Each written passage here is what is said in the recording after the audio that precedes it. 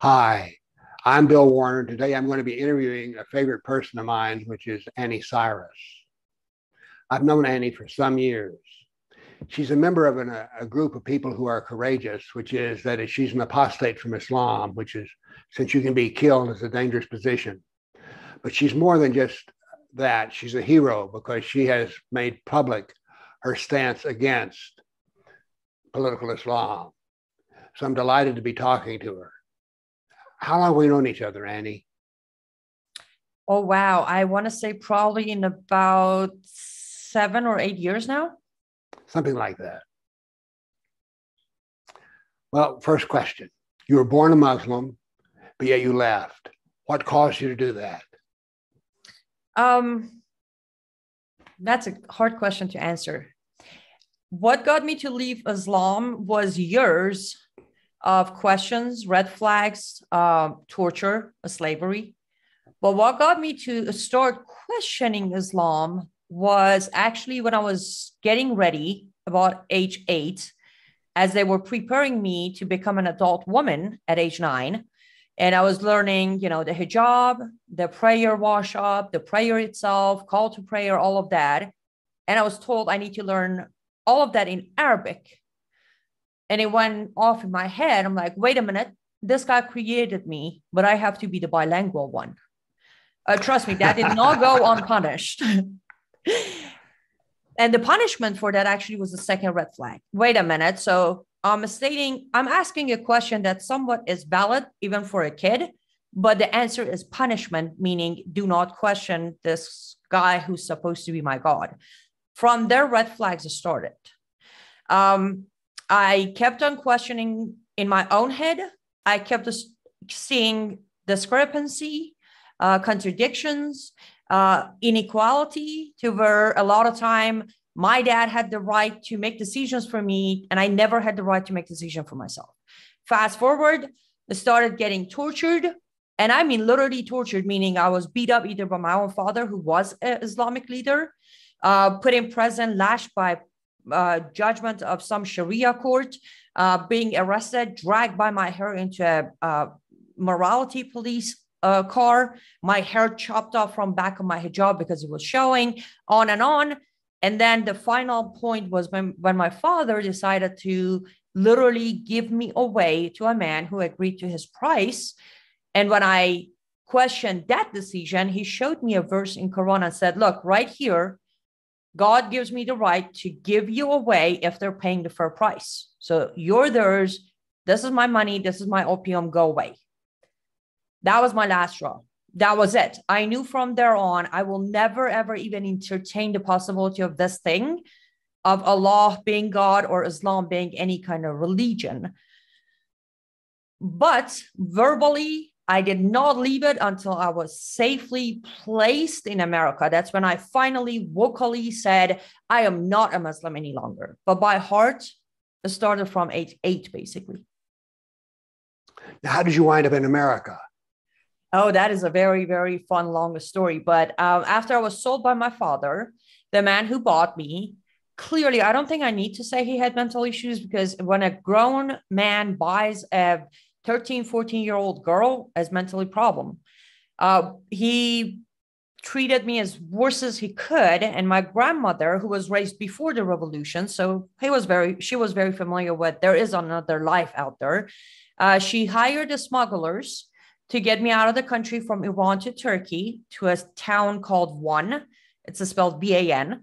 I went to UN, told them my case. It was a confusing case because they'd never had an underage girl with no guardian trying to get asylum. But when I finally turned 16, they were able to create a case for me. From there, I proved who I am. I proved my case, got my asylum approval, applied for America, went through 2 interviews at U.S. Embassy, and I got my approval, but I couldn't come in because I was underage with no guardian in America. Waited until I was 18, and at that point, they issued my ticket to fly from Turkey to Miami, from Miami to Chicago, and the rest is history. Well, it's one thing to leave Islam, but it's another to fight political Islam. What made you make it your life's work to oppose Islam? And if you ever regretted this decision? Do I regret it? No, not at all. Not at all. I feel like no matter what, up or down, it's worth doing it. What made me do it was I'm 38 today, so it's a lot easier to go over the cliff version of my life. But technically, by definition of any term of human rights, my entire childhood was destroyed by this cult. I got away from it, and I don't know if you can imagine Dr. Warner being 15 years old with a backpack ready. That was what my grandma handed to me in the middle of the night, and just go without ever looking back, walking into absolute unknown. You have no idea where you're going. You have no idea what's going to happen to you. But when you do that, when you make the decision to do that, that means what was behind you is the worst your mind could ever imagine. So you're willing to go into something that could be bad, but it could never be as worse as what you left behind.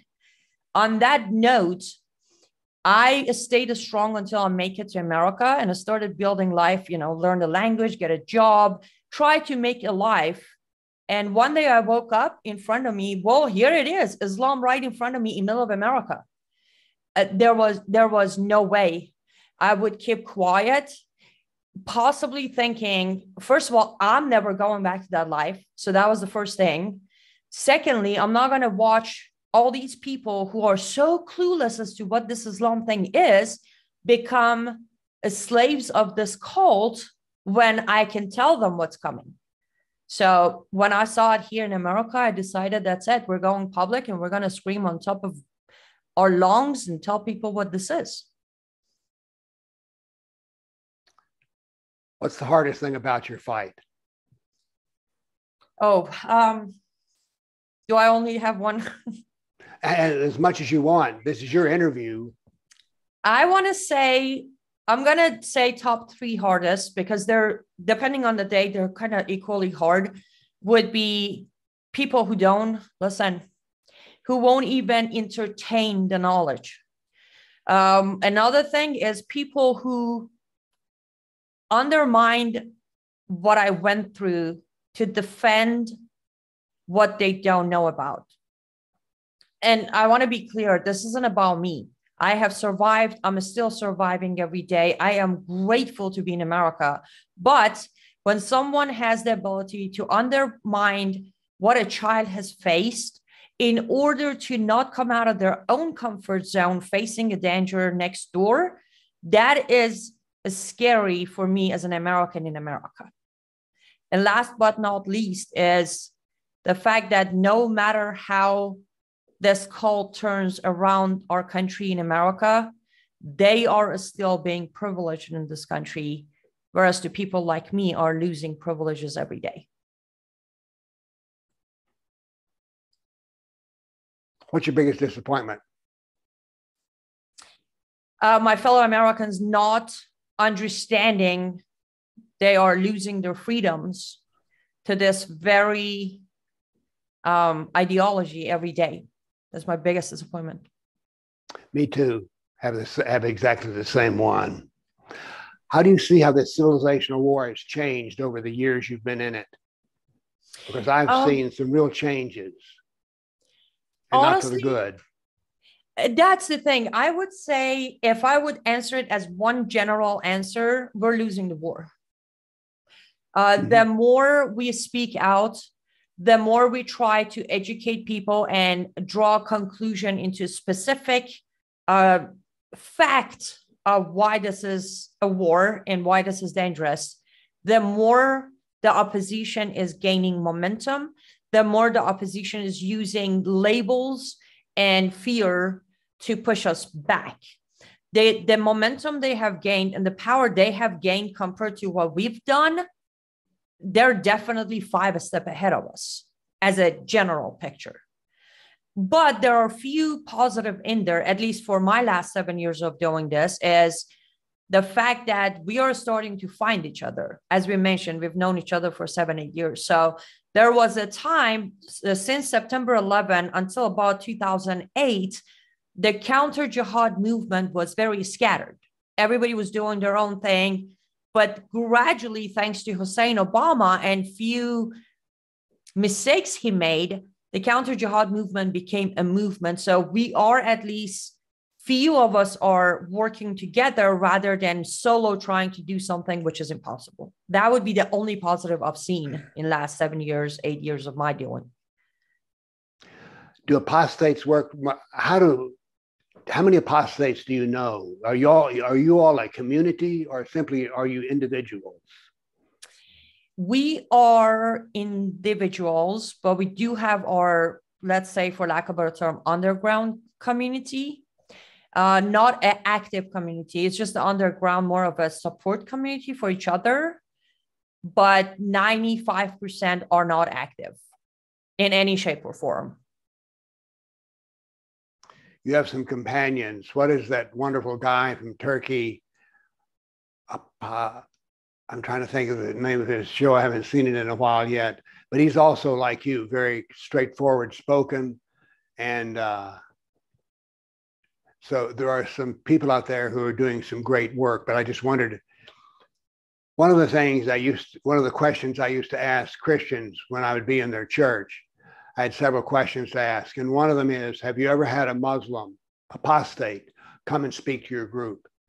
Because with me, what they tell me is, well, you couldn't know about Islam because you're not a Muslim. I've had Muslims say, you don't understand Islam because if you understood Islam, you would join. Do you ever get told as an apostate from Islam that you don't really understand Islam? Literally all the time. Really?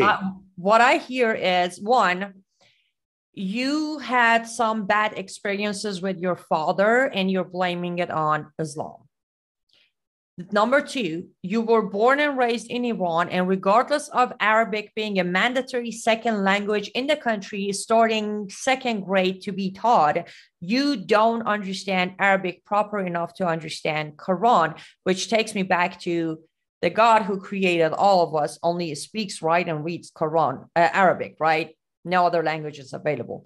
Those are the two things that I hear all the time from Muslims, that I have personal vendetta against my father, and because he was some confused Islamic sheikh, then I blame it on Islam. And secondly, not understanding the language. That's pretty amazing. You say your father was a sheikh? Yes, my father was a sheikh. Well, I should say he was a Shia sheikh, because there's a difference between a Shia. So what they call the Sunni muftis is the Shia sheikh. So a Shia sheikh is the person who can analyze Quran, who can create fatwas or judgments, who can implement criminal judgments. So that's what a sheikh in Shia country is. One of my fears is how Muslims are so generous about money for jihad, and how uncaring Kafirs are. And for those who don't know, I use the word kafir because I counted up in the Quran. I do my counting thing, as you know. The word kafir is used 324 times, and it all means unbeliever. So we're kafirs. And the Kafirs just don't seem to care. Does this bother you? Yes, it does, all day long. It's interesting you say that, because a lot of people do agree we're in a spiritual war, but then they don't understand nobody won any war without money. You can't win a war for free. You just can't. It is what it is. I witnessed one of my biggest targets for since 2017 has been Linda Sarsour. And I never forget when she was supposedly attacked and she was worried. So she put up a campaign to raise money for her security, to hire security bodyguards.